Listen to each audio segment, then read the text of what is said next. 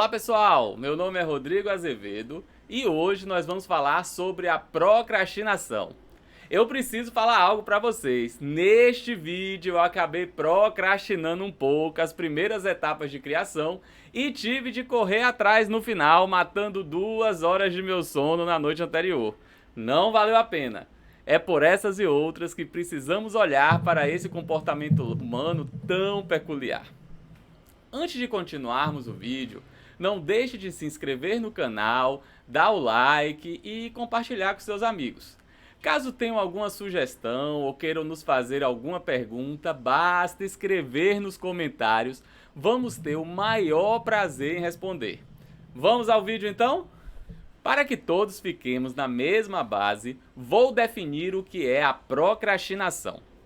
Ela seria a ação de atrasar ou adiar desnecessariamente e voluntariamente algo, mesmo sabendo que resultará em consequências negativas. É um comportamento humano habitual. Um dos relatos mais remotos sobre a procrastinação vem de Hesíodo, poeta grego da Idade Arcaica que viveu há mais de 800 anos antes de Cristo. Vale a pena relembrar o que ele escreveu e observar como a ideia ainda está bem impregnada em nossas cabeças. Vamos para a citação? Segundo Hesíodo, não devemos deixar nosso trabalho para amanhã ou depois. Trabalhador preguiçoso não enche celeiro.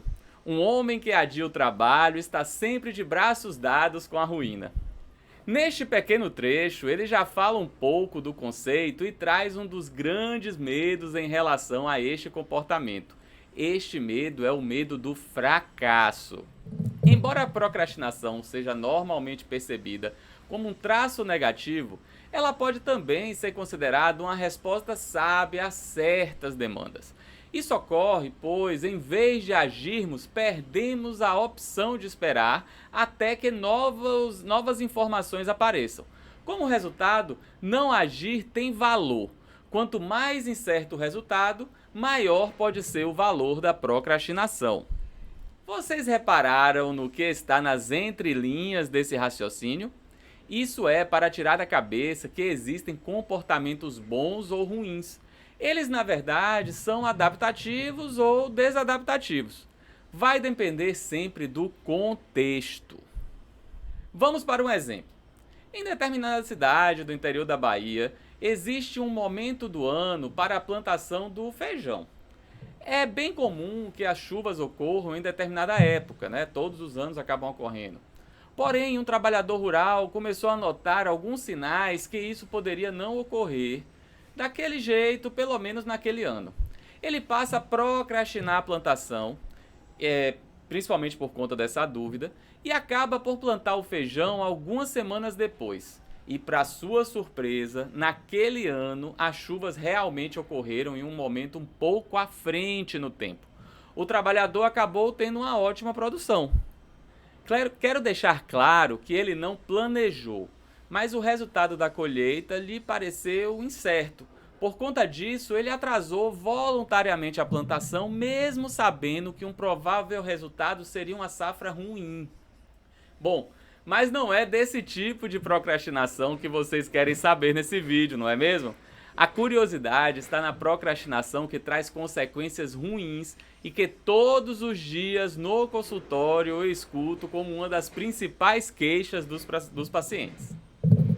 Este comportamento existiu ao longo da história, mas que só adquiriu uma conotação verdadeiramente negativa com o advento da Revolução Industrial. É possível que aqui já tenhamos uma questão relacionada com a alienação do trabalho, onde você é responsável apenas por uma parte do processo de produção de determinado bem, estando alheio ao produto no fim da linha de produção. Isso pode trazer muitas consequências relacionadas com a motivação e recompensa em fazer determinadas tarefas. Estaremos então diante de um prato cheio para a procrastinação. Os estudantes que o digam, hein? Para ilustrar esse momento histórico, vou trazer um trecho do texto do escritor inglês Samuel Johnson de 1751. Ele fala o seguinte: A procrastinação é uma das fraquezas gerais que, apesar da instrução dos moralistas e do advento da razão, prevalecem em maior ou menor grau em todas as mentes. Nossa, se o Samuel soubesse que a procrastinação só piorou, mesmo com todas as modernidades da nossa vida, o que será que ele pensaria? Bom, eu tô falando o que os números acabam falando, né? Eu vou mostrar isso para vocês. Temos aí uma série histórica relacionando a procrastinação entre estudantes universitários. Em um primeiro estudo, que ocorreu em 1984, em Vermont, nos Estados Unidos, 46% dos estudantes procrastinam suas atividades sempre ou quase sempre. Ainda no estudo, 65% dos procrastinadores gostariam de reduzir esse comportamento. E aí nós vamos caminhando, em 1992 tem um novo estudo, esse número subiu para 52% dos estudantes, e em 2004 temos um estudo falando de até 70% dos estudantes se considerando procrastinadores. Ainda dentro dos estudos, foram questionados sobre o tempo de procrastinação e o que eles fazem com este tempo extra. Os alunos relataram que normalmente ocupa mais de 1/3 de suas atividades diárias com procrastinação. E esse tempo é gasto, na maioria das vezes, dormindo, jogando ou assistindo TV. Pois é, pessoal. Vou falar uma curiosidade, ainda no mundo dos estudantes. No Ocidente, a procrastinação ocorre para evitar fazer coisas que se consideram chatas ou que não observam um sentido imediato. Por exemplo, uma tarefa de casa que o professor pediu. Já o estudante da cultura não ocidental procrastina para evitar a sensação de serem incompetentes ou para evitar demonstrar uma falta de habilidade diante de seus pares. E você pensa que isso fica apenas na época da escola ou faculdade? A procrastinação é generalizada na população. Afeta cronicamente cerca de 15 a 20% dos adultos. Em um estudo de 2002, 95% dos procrastinadores desejam reduzir esse comportamento. Bom, então estamos procrastinando mais e não estamos gostando nada disso. Tá explicado porque essa queixa acaba sendo tão comum lá nos atendimentos, né? É importante entendermos como é nosso funcionamento nessa situação. Nós já sabemos que quanto mais distante um evento na linha do tempo, menos impacto isso vai ter sobre nossas decisões. Um bom exemplo é quando estamos conversando com um adolescente que iniciou o hábito de fumar e achamos, de maneira errada, que vai ter algum peso na decisão dele em parar de fumar se nós começarmos a falar sobre os diversos tipos de cânceres que são relacionados com o hábito de fumar. Ele pode até te escutar, mas não vai te ouvir. Essa situação está tão longe da realidade dele que não teria qualquer peso em relação à sua decisão. Agora, caso você fale que ele vai ter um hálito comprometido, os perfumes não farão o que se esperam deles e quando ele for comer aquela comida gostosa, o sabor também será outro, pode ser que ele pense um pouco. Fica muito mais próximo dele esse tipo de consequência quando falamos no tabagismo. Vocês entenderam? O evento de consequência é bem mais próximo, fica mais na cara dele. Um outro postulado importante, pensando no comportamento da procrastinação, é que nós procuramos evitar estímulos aversivos e, consequentemente, quanto mais aversivo for a situação, o mais provável é que iremos evitar. Caso as pessoas achem uma tarefa desagradável, estarão muito mais propensas a adiar. Uma forma de pensar muito comum dos procrastinadores é entender que suas ações não mudam sua situação e, portanto, eles se concentram em gerenciar suas reações emocionais diante da situação. Um exemplo super comum é quando alguém está diante de um trabalho de conclusão de curso, por exemplo. Está ali, sentado, diante do computador, ele olha aquela tarefa como quase impossível. São tantas as etapas, né? Delimitar o tema, revisar o assunto, ler os artigos, escrever, entregar para o orientador, fazer as alterações que o orientador pediu, entregar novamente até que esteja adequado e só então poderá considerar que o trabalho está finalizado. Ah, peraí, eu esqueci. O seu trabalho tem de ser aprovado por uma banca. Você já imaginou a quantidade de sentimentos ruins que vem disso? raiva, tristeza, ansiedade, desilusão. Essas seriam suas reações emocionais diante da situação. Como eu falei, o que o procrastinador faz então? Ao invés de gerenciar a tarefa, por exemplo, subdividir em pequenas tarefas todo esse grande conjunto chamado de trabalho de conclusão de curso, ele gerencia a emoção.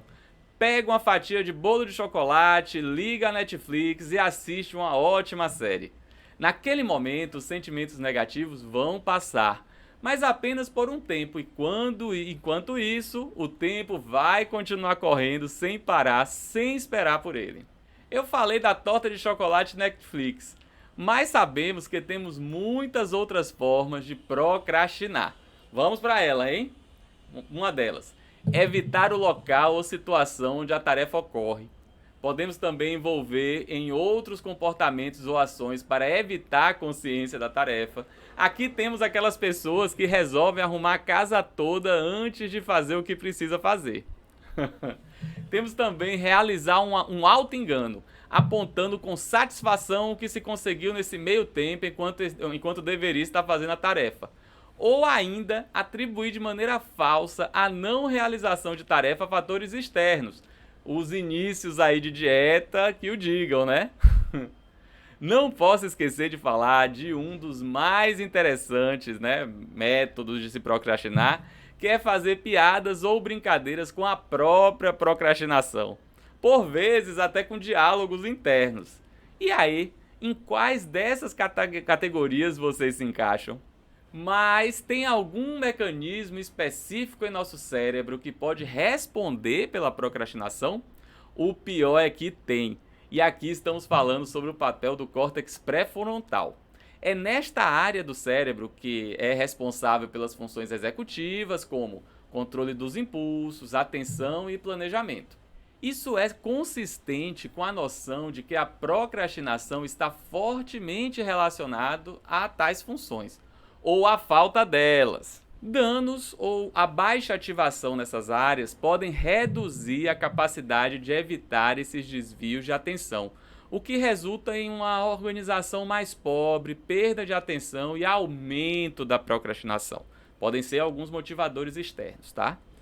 Uma patologia que é muito associada a uma ativação reduzida na região pré-frontal seria o TDAH, ou déficit de atenção e a hiperatividade. Inclusive, procrastinação está entre os critérios diagnósticos para o TDAH. Agora, muito cuidado! Não estou falando que quem procrastina tem TDAH, mas quem tem TDAH é possível que procrastine bastante. Eu não posso deixar de falar nesse momento sobre fatores genéticos e eu vou citar um estudo de 2003. Nesse estudo foram selecionados gêmeos idênticos, então assim, carga genética igual, né? E gêmeos não idênticos. O que se observou é que entre os gêmeos idênticos, né, os que têm essa carga genética igual, os clones, né, a procrastinação ocorria em 22% das vezes. Já entre os gêmeos não idênticos, essa característica ocorria 13% das vezes. Temos aqui uma evidência que existem fatores genéticos isolados para a procrastinação. Certo. Depois de toda essa conversa, o que afinal precisamos fazer quando estamos diante do comportamento de procrastinar? O primeiro passo é termos a consciência dos hábitos e pensamentos que levam à procrastinação. É preciso também buscar ajuda para problemas autodestrutivos, como medo, ansiedade, dificuldade de concentração, má gestão do tempo, indecisão e o perfeccionismo. Seja honesto e cuidado com você. Faça uma avaliação justa de objetivos pessoais, pontos fortes, fracos e prioridades. Tenha objetivos realistas e entre as tarefas alguma ligação emocional positiva. Eu vou dar um exemplo disso. Quando eu vou correr, uma das coisas que mais gosto de fazer é escutar algum podcast. Muitas vezes a motivação foi escutar o programa e não a corrida em si. Isso ajuda muito na hora de botar o tênis e sair correndo. Podemos também nos presentear, talvez alguma coisa nova, como se fosse para mostrar para você que você está iniciando uma nova fase, como se fosse um marco. Modifique seu ambiente para essa nova fase, elimine os ruídos ou outras distrações. Outra dica, façam hierarquia de prioridades. Não é possível que tudo é importante. Não deixe de ter atividades prazerosas, socializar com seus amigos e, quem sabe, talvez algum hobby. Agora, uma das coisas mais importantes para ajudar com a procrastinação. Aborde as tarefas em pequenos blocos de tempo, ao invés de tentar resolver problemas inteiros de uma vez e correr o risco da intimidação. Um exemplo. Quando você pensa em ler um livro, nossa, dá uma vontade até de dormir. Mas se você pensar que só vai precisar ler 3 páginas, não é mais fácil? Ou ainda ao pensar que tem de estudar toda a matéria da unidade. Não vou negar, vai dar uma vontade de ligar o videogame. Mas pensar que você vai ler por 30 minutos, essa é uma boa maneira de dar o pontapé inicial. Entendam que vocês não vão ficar nas 3 páginas ou nos 30 minutos de estudo. É que completar essas tarefas vai motivar vocês para lerem e estudarem cada vez mais. E quando parar para pensar, já leu o livro. Bom, pessoal, era esse o objetivo do vídeo de hoje e espero que tenham gostado e pensando um pouco sobre a relação de cada um de vocês com a procrastinação. Não deixem de se inscrever no canal, dar o like, caso tenham dúvidas, sugestões ou algo que queiram dividir conosco, podem escrever nos comentários, vamos ter o maior prazer em responder cada um de vocês. Um forte abraço a todos e até o nosso próximo vídeo. Tchau, tchau, pessoal!